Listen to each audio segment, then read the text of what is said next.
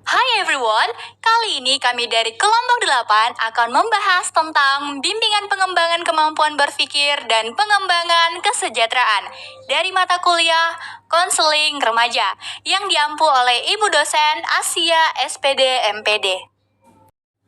Kami beranggotakan 4 orang teman-teman. Yang pertama adalah Aklima, kemudian ada Nyimas Afdila, ketiga ada Tita Anggraini, dan yang terakhir ada saya Sarah Noverta Rahel Purba. Nah, apa aja sih yang akan dibahas? Dalam pembahasan kali ini teman-teman, kita akan membahas tentang bimbingan pengembangan kemampuan berpikir yang terdiri dari pengertian, tipe, dan strategi pengembangan berpikir. Kemudian kita akan membahas tentang bimbingan pengembangan kesejahteraan atau yang disebut dengan well-being. Yang pertama, kita akan membahas tentang urgensi well-being. Yang kedua, pengertian well-being. Yang ketiga, ada model dan komponen kesejahteraan well-being.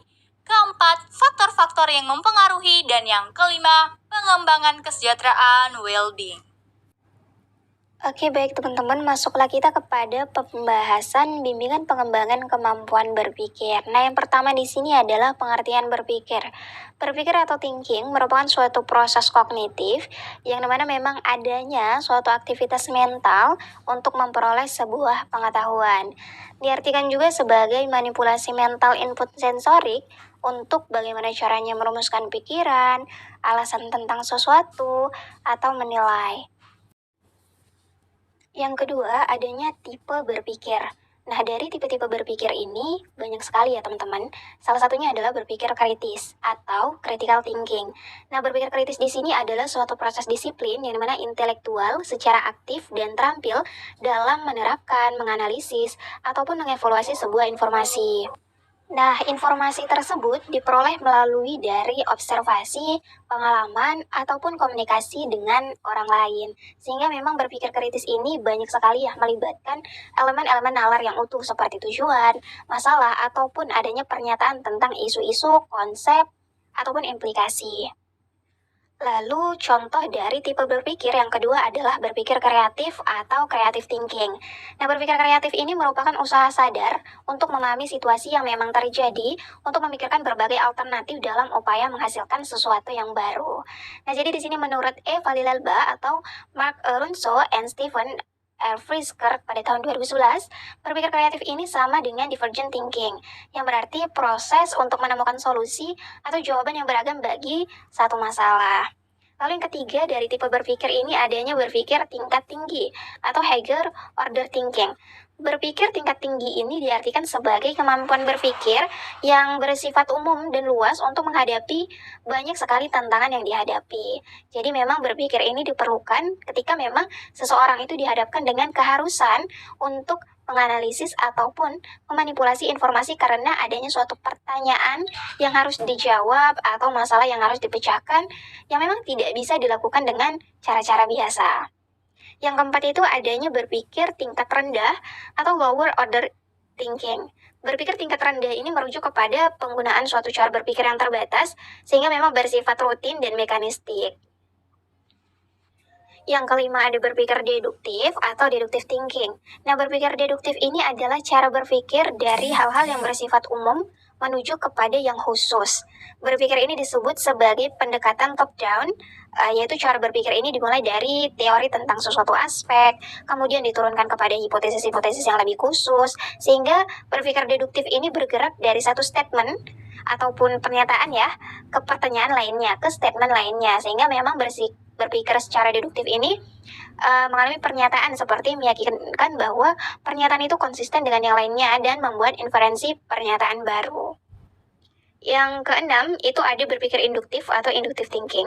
Berpikir induktif ini kebalikan dari berpikir deduktif tadi ya teman-teman, yaitu bergerak dari khusus ke umum atau dari observasi yang khusus kepada bersifat umum ataupun luas. Jadi cara berpikir ini disebut juga pendekatan bottom up. Yang ketujuh adalah berpikir rasional atau rational thinking. Berpikir rasional ini memiliki dua arti ya teman-teman, yaitu yang pertama berpikir logis, yang kedua adalah berpikir yang berhubungan dan bertujuan yang akan dicapai. Dalam KBBI pada tahun 2013 diungkapkan bahwa rasional berarti menurut pikiran ataupun pertimbangan yang memang sudah logis. ataupun menurut pikiran yang sehat dan cocok dengan akal. Yang kedelapan itu ada berpikir analogi atau analogical thinking. Analogi adalah perbandingan dua hal yang memiliki hubungan yang sama. Jadi kunci untuk memastikan hubungan di antara dua hal itu adalah perlu memilih pasangan kedua yang benar. Seperti adanya kekuatan analogi termasuk metamorfora dan tamsilan atau kiasan dalam puisi, dalam bahasa sehari-hari terletak pada kemampuan untuk memahami situasi ataupun masalah dalam cara yang baru seutuhnya. Nah, jadi di sini teman-teman dalam KBBI ya dijelaskan bahwa analogi itu adalah persamaan atau persesuaian antara dua benda atau hal yang memang berlainan dan adanya kesamaan sebagai ciri antara dua benda atau hal yang dapat dipakai untuk dasar perbandingan.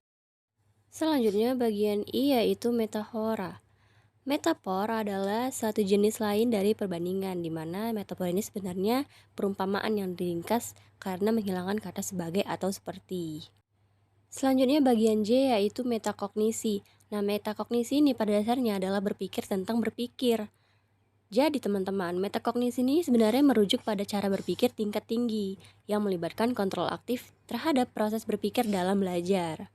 Kemudian bagian K yaitu membuat inferensi. Nah, inferensi ini adalah sebuah kesimpulan, juga dikenal sebagai membaca yang tersirat, di mana pembaca harus mengumpulkan informasi yang diberikan penulis dan juga informasi yang telah diketahui pembaca untuk mendapatkan jawabannya. Selanjutnya yaitu membuat generalisasi. Nah, generalisasi ini memadatkan apa yang kita amati dan juga alami menjadi sesuatu yang bermakna. Membuat generalisasi melibatkan penalaran induktif juga nih teman-teman. Kemudian bagian M yaitu membuat konklusi atau making conclusion. Nah, dalam sebuah menarik kesimpulan, seseorang benar-benar sampai pada makna tertinggi dari hal apa yang penting, mengapa itu penting, bagaimana suatu peristiwa mempengaruhi yang lain, dan juga bagaimana suatu kejadian mengarah ke yang lain. Hal itulah yang dikatakan membuat konklusi. Bagian N yaitu membuat keputusan. Nah, membuat keputusan ini teman-teman sangat erat kaitannya dengan membuat kesimpulan. Seseorang pula perlu melampaui sintesis fakta dan juga informasi yang diperlukan untuk membuat kesimpulan. Nah, dalam membuat penilaian setelah melihat fakta ide, seseorang harus menilai ide tersebut berdasarkan juga kriteria prinsipnya. Kemudian bagian O yaitu membuat prediksi. Nah, membuat prediksi ini kita harus melibatkan pertinjau apa yang sudah diketahui dan juga berdasarkan fakta serta informasi. Kemudian kita dapatlah mengantisipasi apa yang akan terjadi selanjutnya. Dan yang terakhir yaitu memecahkan masalah atau problem solving. Nah, inilah merupakan suatu upaya kita untuk menemukan solusi tentang cara yang dapat ditempuh melalui langkah-langkah yang menganalisis masalah. Masuk ke bagian strategi pengembangan berpikir. Nah, jadi teman-teman, ada beberapa strategi untuk mengembangkan kemampuan berpikir kreatif kita ataupun para remaja, yaitu sebagai berikut. Yang pertama adalah brainstorming. Brainstorming ini adalah suatu teknik yang mendorong siswa untuk dapat mengungkapkan ide kreatifnya dalam kelompok dan juga mengemukakan segala sesuatu yang berkembang dalam dirinya. Nah, kemudian yang kedua yaitu mengenalkan remaja ke lingkungan yang menstimulasi kreativitasnya. Nah, maksudnya ini adalah kita memberikan pengalaman langsung dan juga berbagai aktivitas yang menstimulasi remaja untuk dapat menemukan pemecahan masalah yang tepat. Yang ketiga yaitu jangan terlalu mengontrol. Maksudnya adalah sebagai orang tua jangan terlalu mendikte remaja dalam memilih sesuatu atau melakukan kegiatan, tetapi lebih baik kita mengarahkan dan juga memberikan keluasan. Yang keempat yaitu mendorong motivasi internal. Maksudnya adalah dengan mengembangkan motif intrinsik siswa dalam melakukan suatu aktivitas yang artinya siswa tersebut merasa senang melakukan hal itu. Yang kelima yaitu membangun rasa percaya diri remaja. Maksudnya yaitu kita dapat mendorong remaja agar meyakini kemampuannya sendiri untuk dapat mengkreasi sesuatu yang bersifat inovatif dan juga berharga. Selanjutnya yang keenam, membimbing remaja untuk bersifat persisten dan menunda gravitasi. Banyak sekali produk-produk kreativitas yang diperoleh dan juga dikembangkan dalam jangka waktu yang lama. Mengingat hal tersebut, maka remaja perlu dibimbing agar memahami bahwa mereka tidak mungkin menjadi seorang ahli olahraga maupun ahli lainnya dalam waktu yang singkat. Selanjutnya yang ketujuh yaitu mendorong remaja untuk mengambil risiko intelektual. Individu yang kreatif mau mengambil risiko intelektual dan juga berusaha menemukan sesuatu. Yang terakhir yaitu mengenalkan orang-orang kreatif. Kita sebagai orang tua harus memberikan role model kepada remaja. Untuk ini, strategi guru dapat mengundang orang-orang kreatif masyarakat ke sekolah. Selanjutnya yaitu bagian yang kedua, masuklah kita pada bagian bimbingan pengembangan kesejahteraan atau well-being. Urgensi well-being atau urgensi kesejahteraan. Ada satu ahli yang bernama David Ross menulis sebuah jurnal mengenai well-being pada remaja, yang dimana pada tahun 2015 semua negara anggota Perserikatan Bangsa-Bangsa menandatangani Agenda 2030 untuk pembangunan berkelanjutan, dan 17 tujuan pembangunan berkelanjutan bertujuan untuk memastikan hidup sehat dan mempromosikan kesejahteraan untuk semua orang di segala usia. Jadi teman-teman, inti dari tujuan ini adalah membuat sebuah konsep kesehatan dan juga kesejahteraan, terkhususnya bagi remaja. Oke, selanjutnya pengertian dari well-being atau kesejahteraan. Jadi well-being ini adalah pengalaman kesehatan dan kebahagiaan. Ini mencakup pada kesehatan mental dan fisik, keamanan fisik dan emosional, dan perasaan memiliki, rasa memiliki tujuan, pencapaian, dan juga kesuksesan menurut Nobel pada bukunya yaitu tahun 2008. Nah, Jody Putri juga mengemukakan definisi well-being berdasarkan Kamus American Psychological Association, yaitu yang disingkat APA, bahwa well-being adalah keadaan pada individu yang digambarkan dengan adanya rasa bahagia, kepuasan, tingkat stres yang rendah, sehat secara fisik dan mental, serta kualitas yang hidup yang baik. Nah, dengan kata lain, individu dengan well-being yang tinggi dapat menjaga kesehatan secara fisik dan mental agar mampu menyelesaikan tantangan, mencapai kebahagiaan, dan kepuasan dalam kehidupan.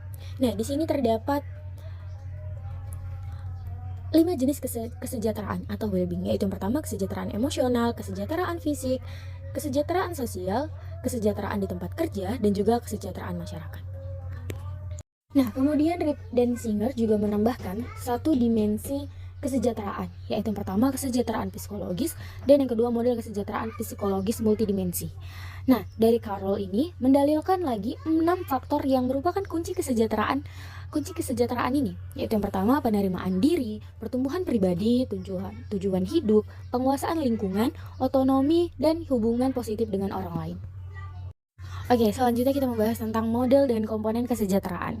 Jadi teman-teman, model ini terdapat 6 bagian. Jadi teman-teman, model jaringan penyebab kesejahteraan dan kesakitan ini adalah produk dari banyak faktor perasaan, keyakinan, motivasi, kebiasaan, sumber daya, dan lainnya yang terkait secara casual dengan cara yang menjelaskan peningkatan kesejahteraan well-being atau kesakitan. Yang kedua, model tripartit kesejahteraan subjektif dari Dinier. Nah, model ini adalah salah satu model kesejahteraan paling komprehensif dalam psikologi. Nah, teori ini juga disintesis oleh Dinier pada tahun 1984. Yang ketiga yaitu model 6 faktor dari kesejahteraan psikologis. Nah, model ini yaitu model kesejahteraan psikologis multidimensi dari Carol Reeve, dan dengan mendalilkan 6 faktor yang merupakan kunci kesejahteraan, yaitu penerimaan diri, pertumbuhan pribadi, tujuan hidup, penguasaan lingkungan, otonomi, dan hubungan positif dengan orang lain. Yang keempat yaitu model berkembang dari Corey Keyes. Jadi menurut Corey Keyes yang berkolaborasi dengan Carol Reeve, kesejahteraan mental memiliki 3 komponen, yaitu kesejahteraan emosional atau subjektif, kemudian kesejahteraan psikologis, dan kesejahteraan sosial. Yang kelima ada model psikologi positif dari Seligman. Nah, jadi model ini adalah konsep sentral dalam psikologi positif. Psikologi positif berkaitan dengan eudaimonia, yaitu kehidupan yang baik, refleksi tentang apa yang memegang nilai terbesar dalam hidup, faktor-faktor yang paling berkontribusi pada kehidupan yang dijalani dengan baik dan memuaskan. Dan yang terakhir yaitu ada model kesejahteraan biopsikososial.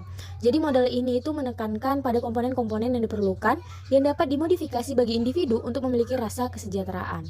Nah, komponen-komponen tersebut adalah lingkungan yang sehat atau fisik, sosial, budaya, dan ekonomi, kompetensi berkembang atau identitas yang sehat, regulasi emosi dan perilaku, keterampilan interpersonal, dan keterampilan memecahkan masalah. Yang ketiga rasa memiliki, yang keempat perilaku sehat seperti tidur, nutrisi, olahraga, aktivitas yang menyenangkan dan menguasai. Yang kelima, coping yang sehat. Yang keenam, resiliensi atau pengakuan ketangguhan bawaan. Dan yang terakhir, pengobatan penyakit atau pengobatan berbasis bukti awal penyakit fisik dan psikologis. Nah, selanjutnya ada faktor-faktor yang mempengaruhi kesejahteraan atau well-being. Nah, WGAC atau CBIC, sebuah lembaga manajemen pendidikan di Inggris Raya, merangkum faktor-faktor yang mempengaruhi kesejahteraan individu diantaranya sebagai berikut, yaitu yang pertama, pengalaman masa kecil yang merugikan, Yang kedua, latar belakang rumah. Yang ketiga, merawat anak-anak dan remaja. Yang keenam, hubungan yang positif, konsisten, dan penuh perhatian. Yang kelima, keterikatan aman atau secure attachment. Yang keenam, karir yang menyenangkan dan memuaskan. Yang ketujuh, deprivasi sosial. Yang kedelapan, lingkungan hidup. Yang kesembilan, pengalaman pendidikan. Kesepuluh, faktor-faktor ekonomi. Ke-11, cacat dan kesehatan fisik yang buruk. Yang ke-12, kebutuhan sensorik. Ke-13, pola makan. 14, olahraga. 15, agama dan budaya. 16, stres. Dan 17, tidur, relaksasi, dan istirahat. Nah, masuklah kita ke dalam pembahasan pengembangan kesejahteraan well-being. Council of Europe Portal atau TT menuliskan langkah-langkah dalam pengembangan well-being di sekolah.